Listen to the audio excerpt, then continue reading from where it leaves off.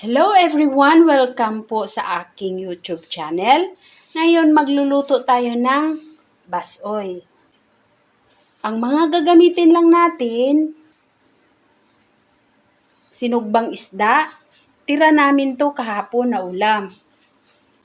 Gagamit tayo ng patis, luya, kamatis, 1 piraso, tanglad, bitsin at asin, kalabasa, patula, pangpabango, sitaw, gagamit din tayo ng alagbati, leeks or dahon sibuyas, at malunggay. Itong ulam na ito guys ay napaka-sustansya. Kaya lutuin na natin.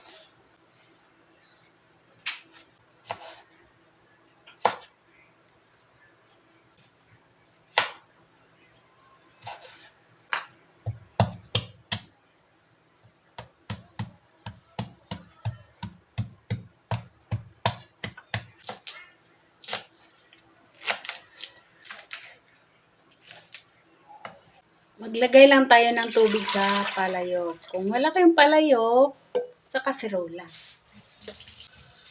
Ilagay na natin yung tanglad, kamatis, at luya.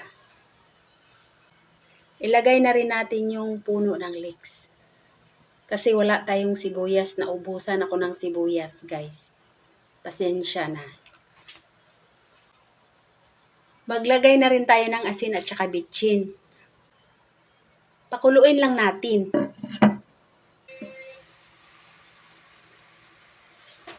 Pagkulo na, ilagay lang natin yung kalabasa.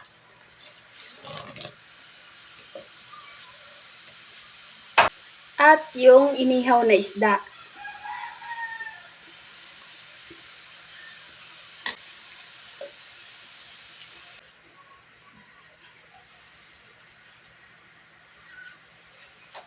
Pag kulong-kulo na,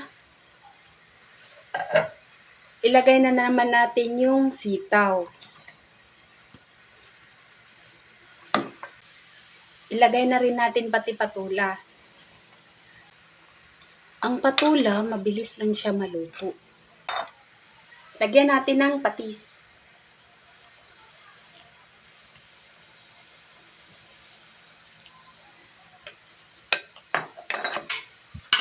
Ilagay na natin yung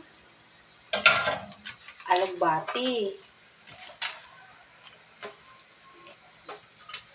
malunggay,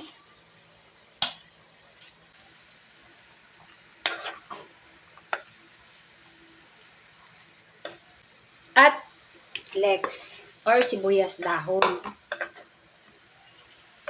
Pakuluin lang natin konti, tapos patayin na natin yung apoy para hindi malata yung gulay.